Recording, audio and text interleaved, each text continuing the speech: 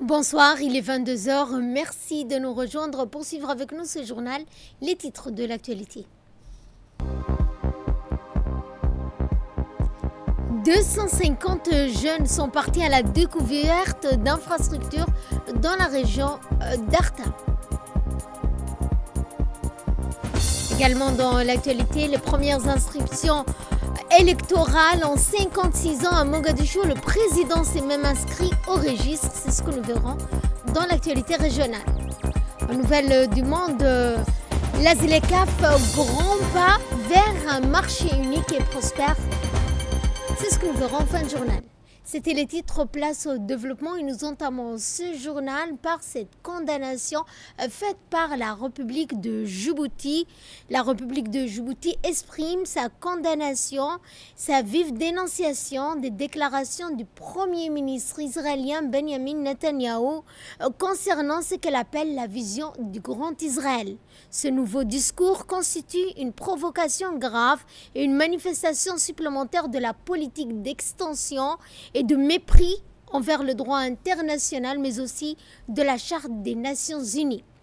Djibouti affirme que ces déclarations représentent une violation flagrante de la souveraineté des États, une menace directe à la sécurité, à la stabilité régionale, ainsi qu'une tentative d'imposer une réalité coloniale contraire aux règles de l'ordre international.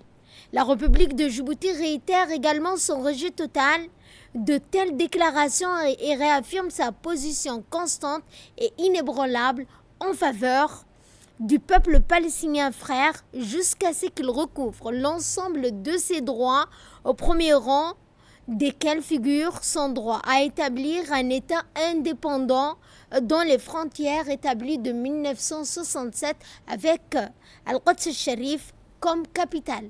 Djibouti appelle la communauté internationale à assumer ses responsabilités et à adopter une position ferme face à ces provocations répétées qui risquent d'alimenter davantage les conflits et les risques dans la région.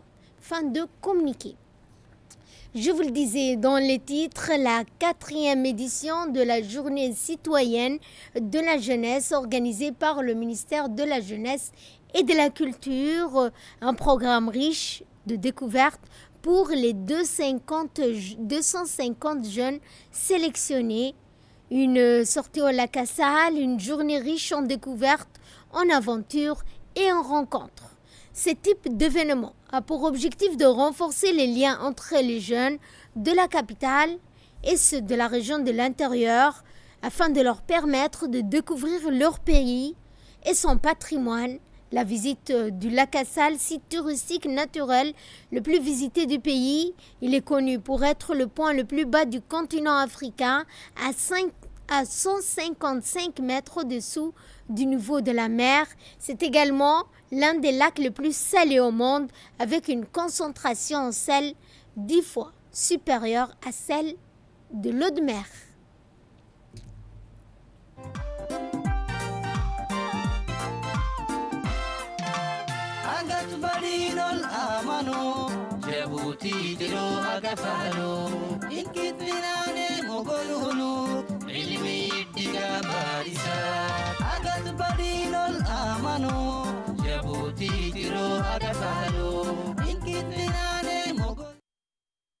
Et à l'issue de cette journée de découverte, nous avons pu interviewer pour vous quelques élèves, des jeunes issus de cette 4e édition, une sortie sont sortis pour cette 4e édition destinée à la jeunesse.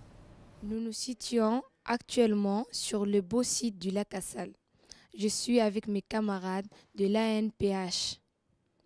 Nous commémorons la 4e édition des Journées citoyennes de la jeunesse et nous remercions le ministère pour nous avoir permis d'y participer. Aujourd'hui, on est à lac Assal.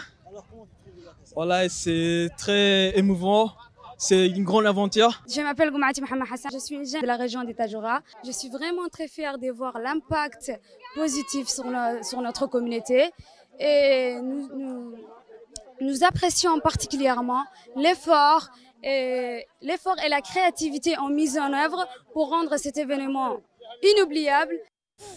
Après le lac Assal, direction Arta, au programme découverte, sciences, santé, mais également écologie.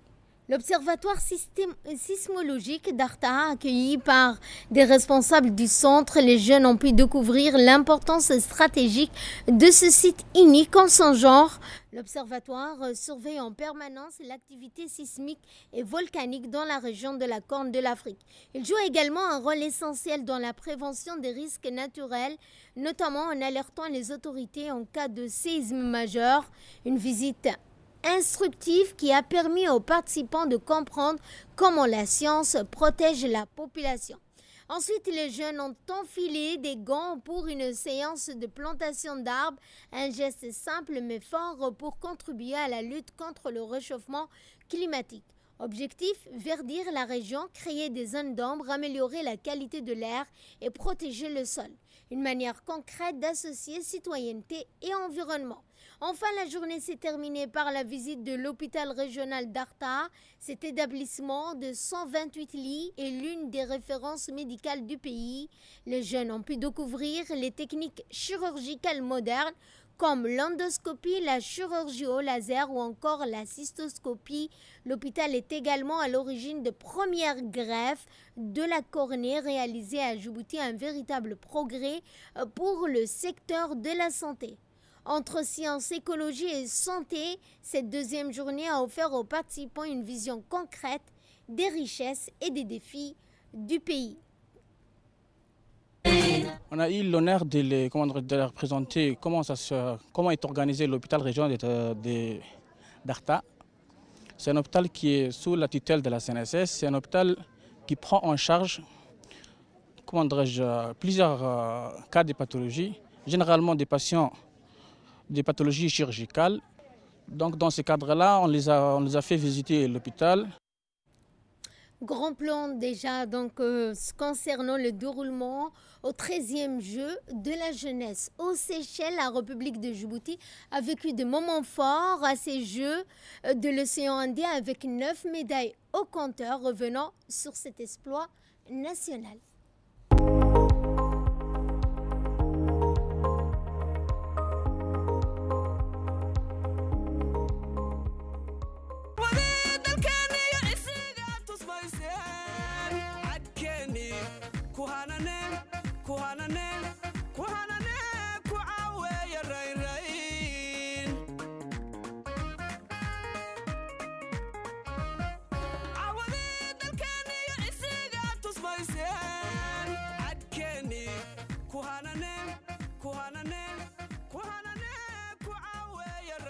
La République de Djibouti a vécu des moments de gloire au 13e jeu de la Commission de la jeunesse et des sports de l'océan Indien. Ils sont au sommet grâce à une moisson exceptionnelle de 9 médailles. Un palmarès éclatant pour nos champions et championnes. Nos athlètes ont brillé de mille feux lors des dernières compétitions, portant haut les couleurs de leur pays grâce à un total impressionnant de 9 médailles remportées dans différentes disciplines, dont 4 en or, 2 en argent, 3 en bronze. Une moisson qui témoigne d'un travail acharné, d'un talent affirmé et d'une détermination sans faille. Hawa Omar Galab a dominé avec puissance et élégance l'épreuve du 3000 mètres, s'imposant avec brio. Khalid Ahmed Miguel, véritable révélation de cette édition, a raflé 2 titres majeurs en s'illustrant sur le 800 mètres et le 3000 mètres. Farah Abdoulaye Adosh, athlète polyvalent et constant, a conquis l'or en 1500 mètres, ajoutant une touche éclatante à ce palmarès. 2 médailles d'argent, à savoir, Souaib Habib Aynan a su faire preuve d'endurance et de régularité, décrochant 2 belles médailles d'argent sur les épreuves exigeantes du 1500 mètres et du 3000 mètres. 3 médailles de bronze, à savoir Hibo Ismaël Hussein a remporté la 3e place sur le 800 mètres, confirmant sa progression remarquable. Farah Abdoulaye Adosh, déjà auréolé d'or, a également montré sa ténacité en obtenant la bronze aux 800 mètres, ajoutant ainsi une 50 médaille à son actif. Ryan Fahad Anis s'est illustré dans un domaine différent, mais tout aussi compétitif, le jeu E-Sport, où il s'est hissé. Ce palmarès exceptionnel reflète l'engagement et le talent de ces jeunes athlètes qui incarnent l'avenir prometteur du sport national. Félicitations à tous les médaillés. Sur les terrains du stade limité, le drapeau djiboutien a été hissé à maintes reprises, tandis que l'hymne national a retenti avec force, symbolisant la détermination et l'excellence de nos jeunes athlètes, surtout en athlétisme, sport nation, prédilection. Cette performance illustre le dynamisme de la jeunesse djiboutienne et couronne des années d'efforts et de préparation de la part de la fédération. Ainsi, nous saluons le dévouement de nos athlètes, dont la persévérance a porté haut les couleurs nationales. Nos remerciements vont également aux sélectionneurs et entraîneurs de la Fédération djiboutienne de l'athlétisme, au stade technique de la délégation, au groupe médical de la police et surtout l'accompagnement précieux de l'équipe ministère de la Jeunesse et de la Culture qui n'a ménagé aucun effort pour faire cette participation de la 13e édition des Jeux de la CIGEO une réussite collégiale sur toutes les volets.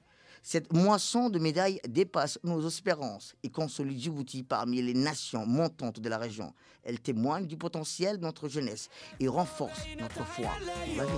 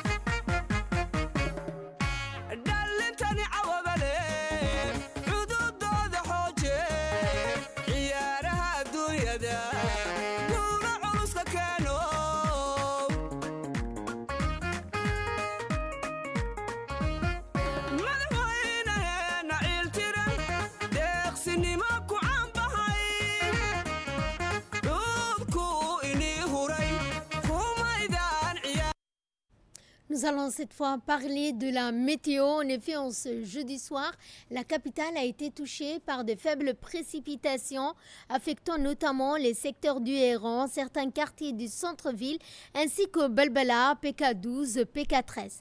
Ces pluies ont été précédées de violentes rafales de vent, réduisant considérablement la visibilité pour les automobilistes et la direction du vent. Soufflant du secteur nord-ouest a atteint des vitesses comprises entre 63 à 72 km/h selon l'Agence nationale de la météorologie, conséquence d'un amas nuageux descendu du nord du pays. L'agence indique également que d'autres zones du pays ont été arrosées, comme le Daï où l'on a relevé 5 mm de pluie. Des risques de nouvelles précipitations ne sont pas écartés pour la capitale et les régions de l'intérieur. La vigilance reste donc de mise. Dans les régions de l'intérieur, vers 18h30, de fortes averses ont surpris plusieurs localités. Adeilou a reçu 24 mm de pluie, Ronda 14 mm, Odaï, une bénédiction tombée du ciel après plusieurs jours de canicule. Le service de la météorologie confirme un système de mousson à l'origine de ces précipitations. Pas de crue en perspective, mais la vigilance est recommandée dans certaines zones à risque d'écoulement. Ont également reçu leur part d'averses, parfois accompagnées de vents soutenus. Nous allons dans la région de Tadjoura, où Tadjoura a lancé l'étude de faisabilité de ces jardins urbains et périurbains. En effet, le conseil régional de Tadjoura a accueilli aujourd'hui un consultant agronome international financé par l'Organisation internationale pour les migrations dans le cadre de l'étude de faisabilité du projet des jardins urbains, périurbains. La mission a débuté par une rencontre entre consultants, président du conseil régional en présence de Mme Bianca, officier d'appui au projet de l'OIM à Djibouti et du préfet de la région, suivi d'une séance de travail avec des femmes jardinières, des volontaires qui envisagent de s'engager dans cette initiative de maraîchage. L'étude vise à identifier les besoins et attentes des femmes ciblées, d'évaluer également des ressources disponibles, d'analyser les impacts économiques potentiels, d'évaluer également les produits maraîchers importés par Tadjoura, élaborer également un plan de mise en œuvre et de gestion durable avec une estimation du coût. Ce projet s'inscrit donc dans la vision de développement durable, d'autonomisation économique de la région. Et à cet effet, nous vous proposons de suivre le mot des deux experts donc présents à Tadjoura. De faisabilité pour la mise en place des jardins urbains et périurbains dans la région de Tadjoura. C'est très important pour nous de travailler en place ce type d'activité et qui donne une importance particulière à la mise en place de projets communautaires avec la communauté de Djibouti. Dans quelle mesure on améliore l'existant pour ce qui concerne les périmètres maraîchers et comment, dans quelle mesure on crée de nouveaux. Et tout ceci ne peut pas se faire justement sans votre accompagnement, on va dire dans votre dos. C'est avec vous que cela va se faire, qui s'intéresse à beaucoup de thématiques telles que l'eau potable, l'assainissement, les barrages, l'irrigation. Voilà, donc ici, il va être essentiellement question d'aménagement hydro-agricole. Et certainement, les solutions viendront de vous. Le président du conseil régional s'est également exprimé, suivant un extrait de son intervention. Compte tenu du changement climatique et compte tenu aussi de la politique du gouvernement qui voudrait que la production nationale soit augmentée d'une manière significative, les jardins urbains à Tadjoura vont y contribuer énormément. Cette étude va toucher à peu près 200 ménages dans un premier temps. Ça sera, quand je dis l'agriculture urbaine, ça sera au niveau de l'intérieur des logements des Tadjouriennes. On compte beaucoup, surtout. Je sais qu'il y a des défis à relever. Ce n'est pas facile. L'agriculture n'étant pas dans notre coutume, il faudra relever beaucoup de défis, mais grâce à nos partenaires et grâce aussi à la persévérance de nos femmes, nous pourrons y arriver. De la présence du préfet qui soutient aussi nos initiatives, je pense qu'on va y arriver, malgré les difficultés, à ce que Tadjoura soit une ville résiliente. À Genève, cette fois, les négociations de l'ONU progressent pour un traité mondial sur la pollution plastique. Des négociations non gouvernementales, des organisations non gouvernementales et environnementales ainsi que des experts en droit participent aux discussions et échangent des propositions visant à renforcer la mise en œuvre pratique et contraignante du traité tout en tenant compte des avancées scientifiques et de l'importance de la gestion du recyclage des déchets plastiques. Ces négociations s'inscrivent dans la continuité de 5 cycles précédents depuis 2022 visant à aboutir à un accord international contraignant sur la production de plastique. Le traité vise également à développer des politiques globales de gestion de déchets et à renforcer la coopération internationale pour limiter les impacts de la pollution plastique tout en protégeant l'environnement, la santé, les générations futures et en illustrant l'engagement de la communauté internationale pour un avenir plus propre et durable. Et justement, en ce moment où bien les États se réunissent pour trouver un accord global, notre pays est présent également à Genève avec une délégation conduite par le ministre de l'Environnement. Sur le terrain, l'action prend forme à Obok. Une usine transforme les déchets en plastique, donc les déchets plastiques en pavé, une innovation qui montre comment nos initiatives locales s'inscrivent dans ce grand combat mondial contre la pollution. C'est un magazine de la rédaction.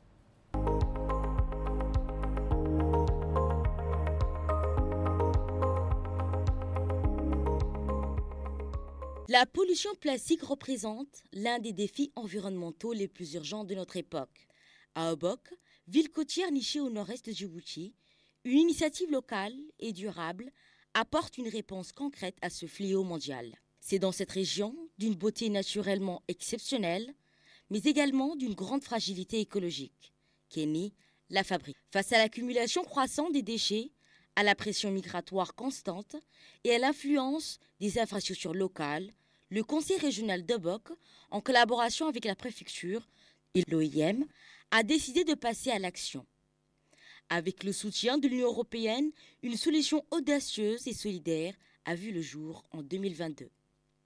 C'est ainsi qu'est née la fabrique, un projet pionnier à la croisée des enjeux environnementaux, de l'économie sociale et de la dignité humaine. Donc c'est une unité qui est fonctionnelle depuis 2022. Nous produisons les pavés autobloquants, qui est une première au niveau national. Et les perspectives à moyen terme, à court et à moyen terme, c'est d'abord diversifier les produits que nous faisons en colorant le produit pavé, donc autobloquant qui est ici, mais également nous allons construire des pavés routiers qui sont faits à base de tous les produits recyclés. La production est passée du début, on était à 50 pavés et aujourd'hui nous sommes pratiquement à 160 pavés par jour, soit donc 1,5 mètre carré, on va dire, à peu près dans 2 mètres carrés. Au centre de cette aventure, il y a Khadija. Elle est la seule femme à travailler au sein de l'équipe technique. Entourée d'hommes, elle tient sa place avec force et conviction. Pour elle, ce n'est pas qu'un emploi, mais une mission. Un engagement envers sa ville, pour un avenir plus propre. Mon nom est Khadija Ali Mohamed, j'ai 27 ans. Je fais partie des 5 employés ici et je suis la seule femme. Ça fait 3 ans que je travaille ici et j'en profite. Chaque jour, les déchets plastiques sont collectés par une trentaine d'habitants issus d'une communauté vulnérable dont 16 hommes et 14 femmes.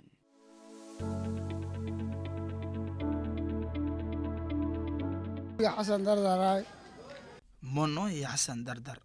Depuis qu'on a commencé ce travail, on arrive à subvenir nos besoins. On collecte les déchets, on les ramène ici et en échange, on reçoit de l'argent. Ça a changé nos vies précaires. Mon nom est Fatouma Ibrahim Mohamed. Ce travail permet d'embellir la ville et aussi des décès qui n'avaient rien. Dieu merci, c'est un acte noble que rapporte. On ramasse tout le déchet de la ville. Une fois collectés, les plastiques sont broyés, traités mécaniquement avec un mélange de sable.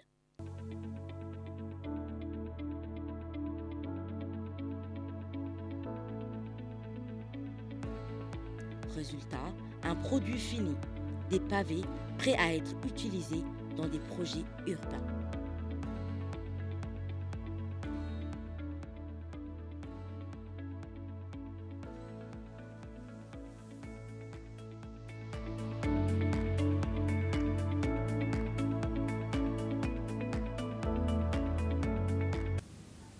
Hassan Mohamed Bourhan, usine de recyclage à superviser.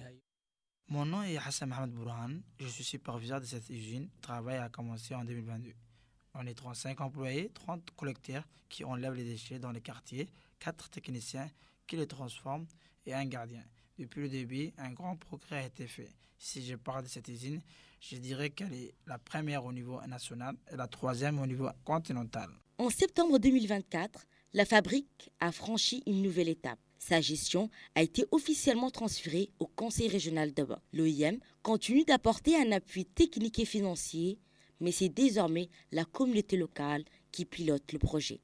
Grâce à cette initiative, les déchets sont devenus une ressource.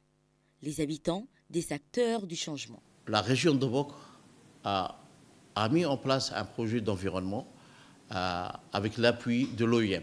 Et c'est à partir donc, de cette idée donc, de préserver l'environnement qui est venue aussi petit à petit à germer l'idée de mettre en place un développement durable en s'appuyant donc sur la première idée. Et c'est là que nous avons mis en place la première fabrique, une fabrique d'abord artisanale, a vu donc ses effets limités et on s'est perfectionné à partir de là pour améliorer la production des pavés de la fabrique. Cette fabrique n'est pas là seulement pour sauvegarder l'environnement, mais aussi génère un développement et surtout des revenus pour les plus démunis. Selon Bionka de l'OIM, la fabrique est un exemple concret de mobilisation de la communauté pour une protection de l'environnement tout en créant des emplois.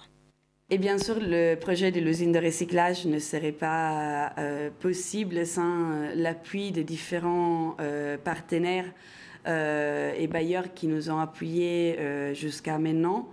Donc, je voudrais mentionner le Royaume-Uni, la Norvège, la Danemark et la Suède, qui sont tous des bailleurs qui ont contribué et qui contribuent actuellement au fonctionnement de l'usine dans dans le chemin pour rendre l'usine autonome et durable dans le long terme, ce qui est en ce moment la priorité pour le Conseil régional d'Obok et l'OIM. À Obok, chaque pavé raconte une histoire, celle d'un combat contre la pollution, d'un espoir partagé. C'est une petite usine qui, pierre par pierre, construit un avenir plus propre, plus juste, plus durable. La fabrique, là où le plastique cesse d'être un déchet, pour devenir une solution. Et de là, nous passons à ce qui domine l'actualité régionale, africaine et internationale. Le président de la République fédérale de Somalie, Hassan Sheikh Mahmoud, a procédé à son inscription sur la liste électorale.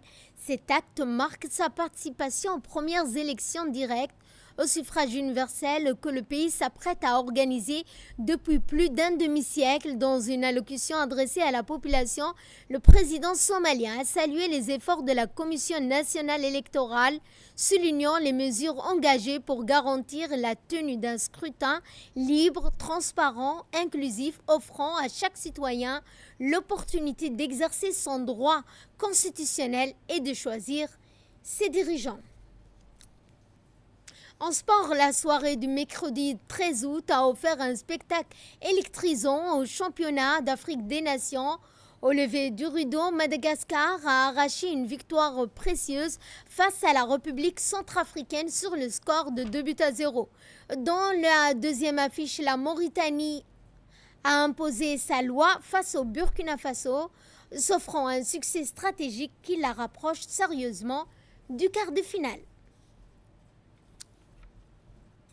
Je vous le disais dans les titres, la zone de libre-échange continentale africaine, un grand pas vers le marché unique et prospère. L'Afrique avance résolument vers une intégration économique renforcée grâce à l'accord sur la zone de libre-échange continentale africaine, la ZLECAf. Entré en vigueur en 2021, cet accord ambitieux vise à créer le plus grand marché unique au monde, en nombre d'États regroupant 55 États, environ 13 milliards d'habitants et un PIB de 3,4 billions de dollars. La Banque mondiale a salué les perspectives offertes par cet accord, prévoyant une augmentation du PIB du continent de 7% d'ici 2035. Les économistes estiment que cet accord représente une plateforme stratégique pour faire de l'Afrique une puissance économique mondiale à condition de poursuivre les investissements dans les infrastructures, de renforcer également le cadre institutionnel et de sensibiliser davantage aux règles du commerce grâce à un travail acharné et à une coopération entre les nations. Sur ce, notre journal touche à sa fin. Merci à vous de nous avoir suivis.